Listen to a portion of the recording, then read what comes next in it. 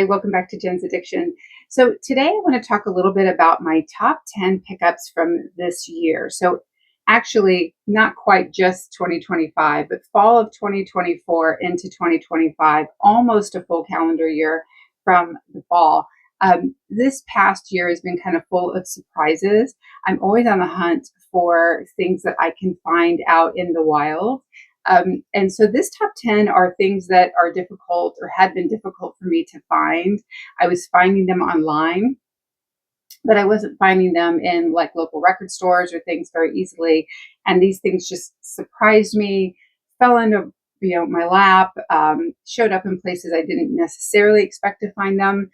So I'm going to give a rundown of my top 10 of those finds and where I found them. So a couple of these might be familiar. I can't remember if I've showcased any before, but I thought it was at least worth kind of going back over because a couple of them, I believe, illustrate very well that you just absolutely never know what you're going to find. Now, these are not in any particular order.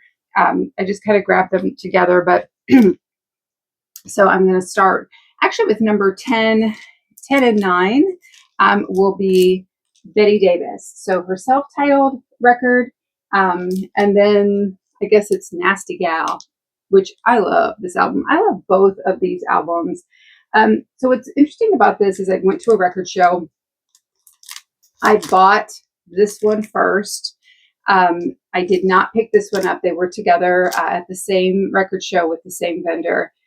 I absolutely kicked myself in the butt over and over again for not purchasing this one when I had the chance. I'm pretty sure they were probably from the same collector.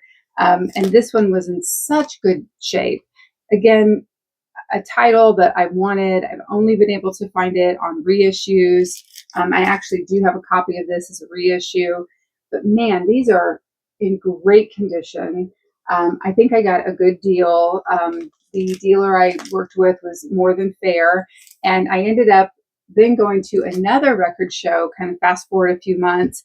I took a little extra money in my pocket and I thought maybe, just maybe somebody else hasn't picked it up yet.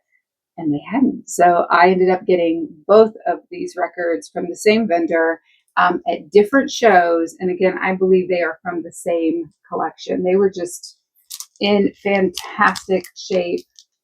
And if any of you are not familiar with Betty Davis, all I can say is familiarize yourself with her. She is fantastic, revolutionary, strong, funky, soulful, fantastic music. She was with Miles Davis, and I think he had listed in an article one time that she was difficult to keep up with and kind of gave him a run for his money. And if she gave Miles a run for his money, then she was crazy. So I think in a good way. And I just absolutely love her and love her music. So that was number 10 and number 9 pickups. So again, I was super pleased that I got to go back. Kind of goes to show if you see something that you want when you see it, probably don't wait. I think I was very lucky. So coming in at number 8 may not seem like that big of a deal, but it was London Calling. I had had a copy of this in my hand several months prior. I didn't pick it up for whatever reason. I don't know if I thought it was too expensive at the time or what was going on. But this copy is an original. It's a U.S. first pressing. But I bought it at Indiana Comic-Con. I did not expect to find anybody there selling records. I was hopeful, but a dealer happened to have a few crates out. This was his private collection. So he was literally selling straight from his collection to mine. Now, I think the price on it actually was very fair. It's in super, super good condition. A thing that makes some of these unique to me, and had the inner sleeves, everything's in there that it should be, and it just looked really great. But as I was saying, somebody out there may be watching this and think, London Calling, big deal. Whatever reason, where I live, and I have went out of state, I try to go to different record stores, out anywhere we go, I always stop someplace different. My preference is vintage. touch it, grab it, pay for it same day. If I absolutely have to mail order for something, I will. But I love the thrill of the hunt, right? I want to find it out in the wild. I want to look at it. And those Betty Davis records, I mean, I could buy them online, but at least I really did get to see them up close and personal, and they did look fantastic. And it's kind of the same thing. There's just certain records, because of maybe where I live or whatever reason, either they weren't available here, people didn't buy them, or they're not getting rid of them. So it's just hard to find them vintage in any stores, let alone record stores. And some record stores, let's be honest, they put vintage on it and they jack the price up 1,000%, and then you're out. So that was a nice find at Comic-Con. Again, his own collection, so I didn't expect that. So number 7, I've showcased before, but I'm going to bring it up again because this was found at an antique mall. Absolutely not in a million years did I ever think that I would find this record in the middle of a antique mall in southern Indiana, but I did, and that is the Slits cut. So obviously I'm a fan of punk music, post-punk, new wave, reggae. I think the Slits have it all. I think this is a fantastic album. It's really kind of encapsulates them, I think, as a band and what they were all about. And obviously the cover's a little risky, so I covered it up. But what a crazy find. I don't think the price was bad on it. I think it was pretty spot on for a record in this condition. I'm sure, as all of you do, I comparatively look up prices online, just if I'm not familiar with something, to get an idea if I feel it's fair. And I really think this was fair. And again, crazy, crazy find. I just flipping through somebody's antique booth, and there's this record. I don't think that the ladies at the counter knew what to do with it when we brought it up to buy it, and they were like, "What the heck is this?" But I was super thrilled. So that is 1, 2, 3, 4. Wait, is that my 4th pick? I had 10, 9, 8, 7, 6. So this one was one that I found at a record show this past year. Prince's Madhouse record. I did a little bit of a overview of this one when I was talking about alter egos. And Prince was there, and this was his kind of alter ego band. I really, really had not seen any of these out in record stores anywhere. I went to a record show, and there was just some bins of like $3 records, $5 records, $8 records. I think I got this in the $10 record bin. And I mean, I would like to think the person I bought it from knew what it was, and they were just had it at a really good price. But it's in wonderful condition. I've never again ever seen one. I haven't even seen a reissue anywhere. So I was super thrilled to get this copy home, and it plays wonderfully, and it was a welcome addition. So there is that one. Okay, next one is Duran Duran's Astronaut.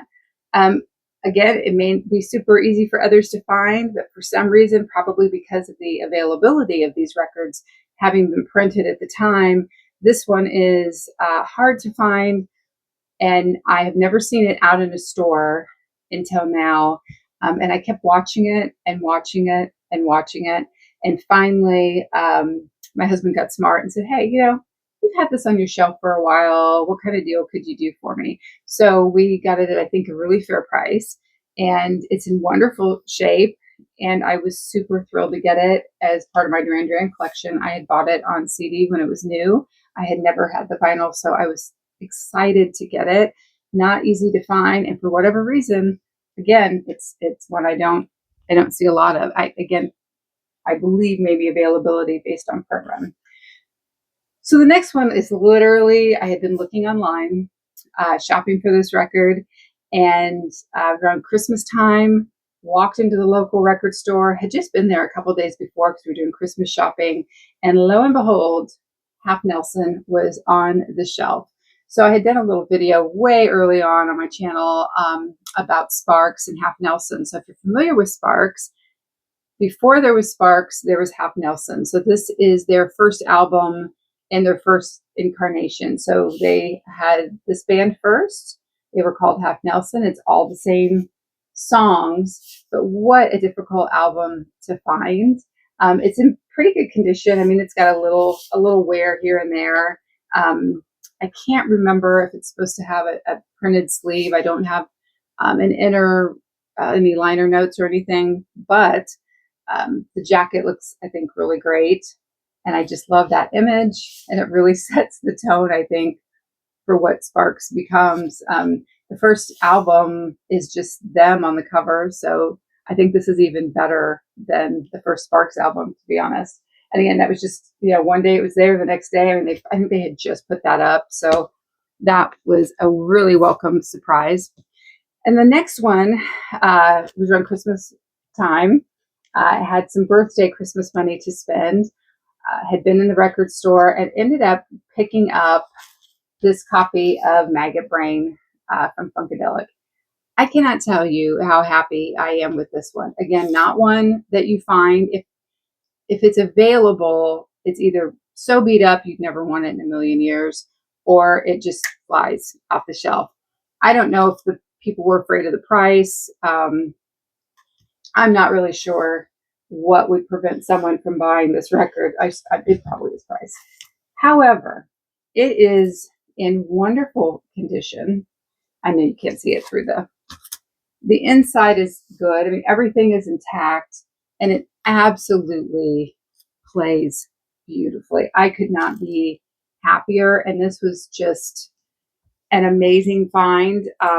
I had wanted a copy of this for so long, and to find one in good shape was just, I mean, Merry Christmas. It was like the little Christmas miracle. So happy to get this one. And again, it just, everything I've picked up just sounded and sounds utterly fantastic. So another band that I love is the Cramps. A huge fan, probably one of my number one favorite bands. And as you know, Cramps records are difficult to find. I have a full run. I do not technically need another Cramps record, but when I find them and they're in decent shape, I just can't say no. And this copy of Psychedelic Jungle was another one that showed up at a comic convention, not expecting to find a Cramps record at a comic convention, any records, as I said earlier, for that matter. But this was in great shape. And again, I didn't need one, but man, who would not pick that up? I think my original, this has the yellow sleeve inside, and there we go. So, and I have, again, another one that's in really nice shape. My previous one is a promo edition, so I was kind of happy to get one that wasn't a promo copy. So I will definitely be keeping this one as well. But what a wonderful surprise. Whenever I see something that says Cramps on it, it just kind of blows my mind. And again, flipping through comics, look over, there's a box of records. Like who knew? Like I more and more I expect it, but sometimes, and just to find, and that nobody had snatched that up. And I think it was a Sunday, and the comic show ran for 3 days. And I was just sort of doing last minute, walking around, and to find it and think that no one had bought that over those 3 days was a mind blower. So this last one is another one of my top favorite bands. And this particular 12-inch single, I had never had as a 12-inch single. I had it as a 3-inch disc, and I had the CD single, regular 5-inch CD single. And they are another one of my absolute all-time favorite bands. And to find this 12-inch single in great condition at a clothing store. So up north where I'm from, there is a kind of a head shop clothing store. They sell vintage clothes, and he's kind of dabbled in selling records, probably buys clothing collections and stuff, but it's in like a really dank, dirty sort of basement in this building up on campus. And most of his records are $2 to $10, and he has a bin with higher priced records in it. And usually when you flip through them, you're like, that's like twice as much as it should be. If any of you know Skinny Puppy, if any of you know this particular 12-inch single, it can go upward almost $200. It's Skinny Puppy is one of those that I love, and unfortunately, everything I love seems to be really expensive. Maybe some of you can relate. I got this for under $15. I absolutely I just couldn't believe it. And it was just sitting in a cardboard box on the floor. There were some records next to some really ugly Christmas sweaters, and I was just flipping through it, and there, there it was. And I thought, oh my God, I couldn't believe it. So I was super, super excited to pick up that copy. Never in a million years would I have expected to have found it, let alone at that price. So great, great find. All of these are bands that I love, music that I wanted, things that I was looking for online. Had really been probably this close to ordering a couple of them, and then to just walk into a store or a comic convention or an antique mall or whatever, and to find some of these records for good prices in great condition just blew my mind. So that is my top 10 list of my favorite pickups so far from fall of 2024 until now. I thought it was kind of fun to share, maybe get you thinking about looking for some of your favorite vinyl in places that you don't expect. Until next time, I hope you're spinning some great tunes and uncovering some super awesome deals. Have a good one. Bye-bye.